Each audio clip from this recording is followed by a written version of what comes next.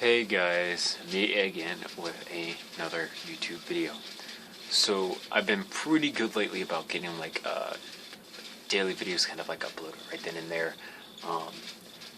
But yesterday something happened. I did not get a video uploaded. So what happened, Philip? I will tell you that everything sitting here all the way up to there and these two things here are the video that were supposed to be uploaded yesterday. But the problem with those are all of these are special screen captures off of like some proprietary program that Microsoft has called Microsoft Encoder. It has its own built-in screen recording software. It's better than the one that I previously used. And my one that I previously used wasn't working that well. So I decided to use this to show some of the time lapses that I'm doing. So I'm just going to let the cat out of the bag right now. I'm working on the DSR-1. You can see it right up there. I got the main body done. I don't have to bolt the barrel or things like that, but most of it is finished. So I was recording the time lapse of that, and the recordings of the screen get exported into Microsoft Encoder's own document. And you encode that video and send it to your desktop, and then you can upload that video directly to YouTube. Which, that was weird, my command prompt just popped up and I didn't tell it to. I'm pretty sure someone's trying to hack into the computer. Anyhow, whatever. Continue on with the video. So making time lapses, usually you just put all the clips together into one movie software editing program, and then with that movie editing software program you just take and speed it up as fast as possible. The issue that I had is my screen recording software only records up to 10 minutes, which it really isn't an issue. You can just make multiple clips, throw them all into one video, shorten it all down, good to go. The editing program that I used is Windows Movie Maker, because, you know, college life, you can't really afford anything else. And it does not recognize the WMV format. I can export the video as an MP4 after I get done encoding it. The only issue is you have to buy the premium version of Microsoft Expressions to do that, so I can't do that.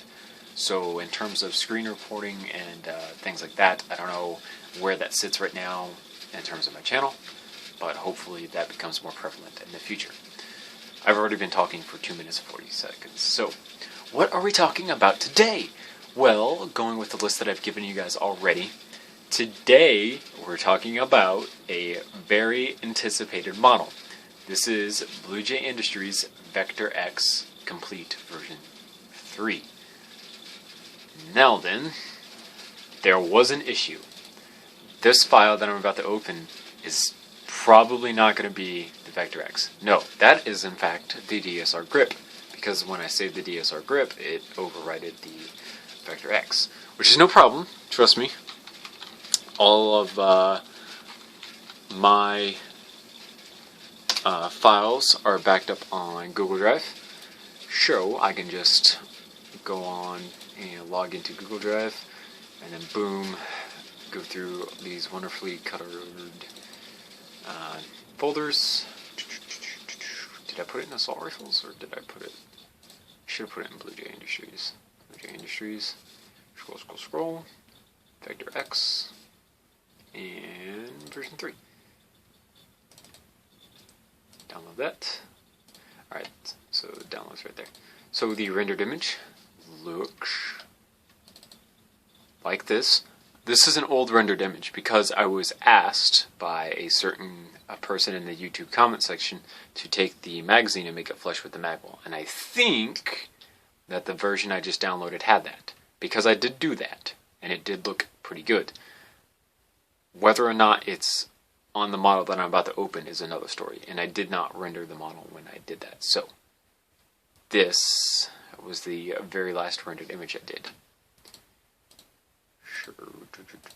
Files, downloads, Vector X.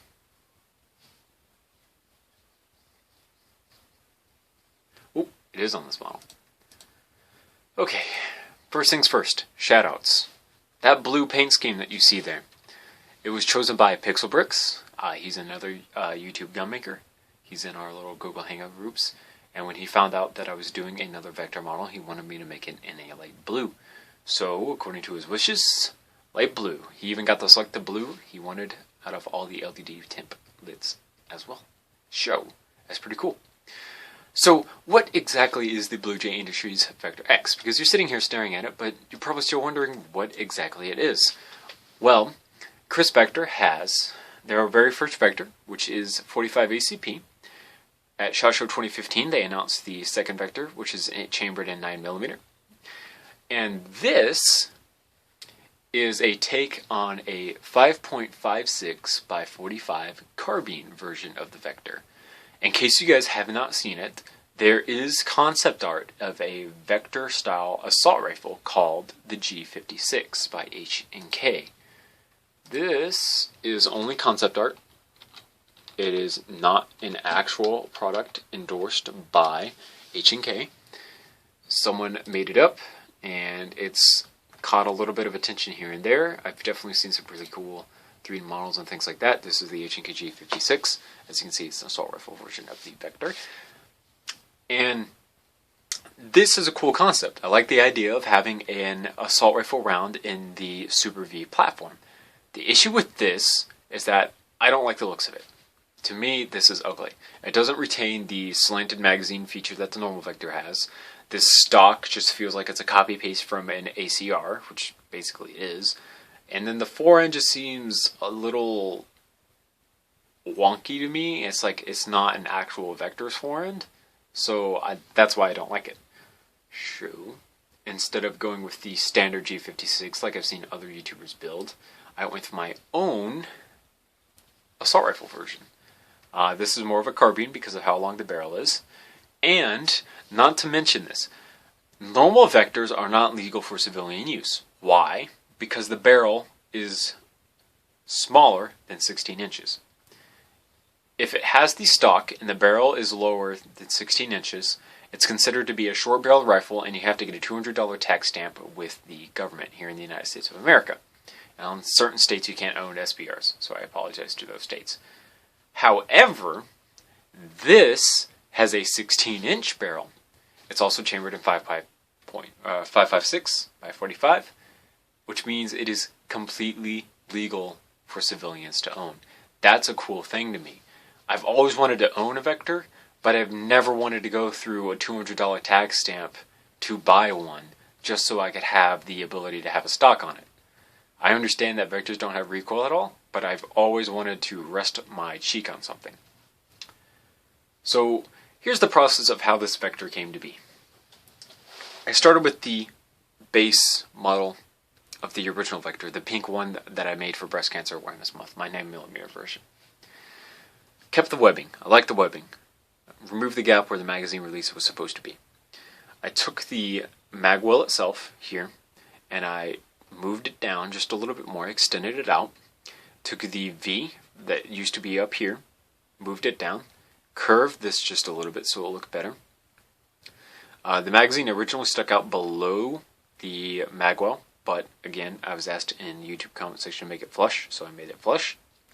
I took in, instead of having just one of these, kind of the trigger guards coming straight across here, I did an angled one like this. Did the grooves in the handle just to make it more comfortable. I took and added this barrel extension on it. Sorry, I'm looking at the screen and the computer, which is why this is kind of, my fingers end up like way over here or something, because on the screen this is the angle that I have. But I added the barrel extension, inspired a little bit by Alan's Custom Legos, just so you guys know. Iron sights, what are they from? They are from my different usernames IMR video from Advanced Warfare. However, I have modified them to include pistol sights like my MP7 Mark IIL version. Barrel and muzzle brake are the same thing. There's still a hand stop by the end of it. There's a full tactical rail on bottom, full tactical rail on top, 3 studs wide on both. Bolt catch, charging handle, the fire and safety selectors, the stock folds as it should, the trigger, magazine, no magazine release, I apologize for that guys, shell ejection port on the other side, and that's pretty much it. But you guys won't let me off the hook until I show you the entire model, will you? No, of course not. So we're going to start with the stock and work our way forward to the front. So, what is the stock. In case you guys were wondering where I got the inspiration from the stock. In Modern Warfare 2, there was a TDI vector. It was the original 45 ACP vector, which had this style stock. I liked this style stock. I don't know why they changed to the new one that they did. But instead of doing the normal vector stock that I had in my other model, I decided to change it up into this one. So, here we have it. Pretty basic. Curved on the back. Got the butt pad. Makes it nice and comfortable for everyone. Angles everywhere. This uses the hinging mechanism so that it sticks out a stud wider. This should be deleted. I don't know why it's not. It should be gone, and so should that. So that this could fold. Fold, fold, fold, fold, fold, fold, fold, fold, fold, fold, fold. Why are you folding? Keep folding. Keep folding. Keep going.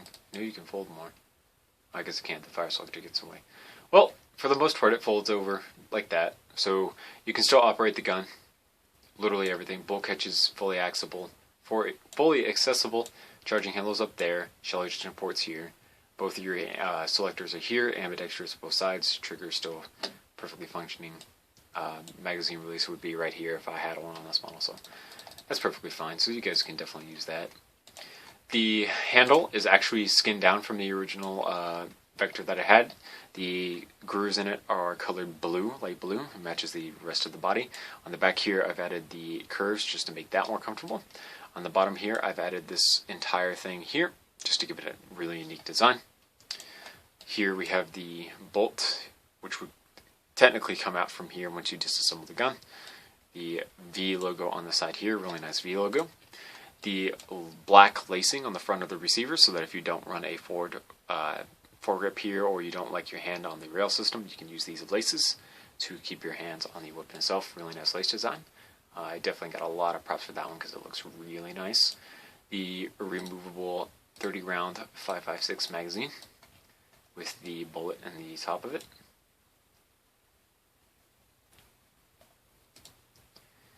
Of course, the barrel extension. Like I said before, 16-inch barrel. This screw here should be way down here. That's just a minor detail I overlooked. Bottom rail system, 3 studs long. This way, like I said. The hand stop up in the front. The barrel and gas adjustment. The front iron sight to fold it down into the pistol sights. The shell ejection port here. Which does have all the necessary angles. The side angles here, side angles there, top angles there. Your charging handle here, which does pivot. So this, why aren't you pivoting? You should be pivoting. Interesting. Anyhow, it should work like my PDW-57 does in real life, where this pivots outwards, and then you cock it back, and then when you let go of it, it slams back forward and then flushes with the receiver like it is now. But apparently that's not something LD wants to do right now, so I apologize. 3-stud wide rail system on top, ambidextrous fire/safety selectors on either side. So just to demonstrate that, come and click on the axle. Boom, boom, boom, boom, boom, boom. Both of them move at the same time. It's got the single shot 2-round burst, which is kind of unique to the Vector, and then full auto. And then the back one here is for your fire and your safety. So white for safety, red for fire. The first one here for semi-auto, 2 for 2-round burst, and then the top one for full auto. Your sights. Your pistol sights pretty much look like that. And then when you go and you fold up your sights,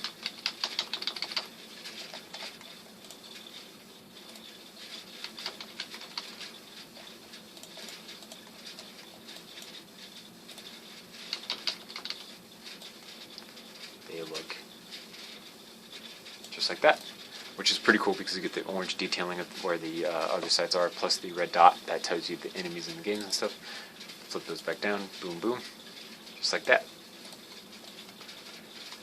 And that's the BJI Industries Vector X, basically. Like I said, 5.56 carbine of the original Chris Vector. It'd be amazing if the actual representatives from Chris Vector saw this video and totally made one and sent it to me. Wink, wink, nudge, nudge. Guys, if you are watching this, please, for the love of God, send me a carbine version of a Chris Vector. I don't care if it's a prototype. I really want one. Anyhow, that's pretty much it. So, I will see you guys later in another YouTube video. Thank you so much for watching. Remember to rate and subscribe for more videos similar to this one. If you guys want to see this model and more, don't forget to check out my website at bluejaythemeister.weebly.com. Speaking of, I tried to update that today while I was at college waiting on my next class to start. Unfortunately, my laptop decided to be difficult and not work with me, so I could not update the website. So, just to let you guys know, I did try. Unfortunately, it did not work. Anyhow, thanks so much. I'll see you later.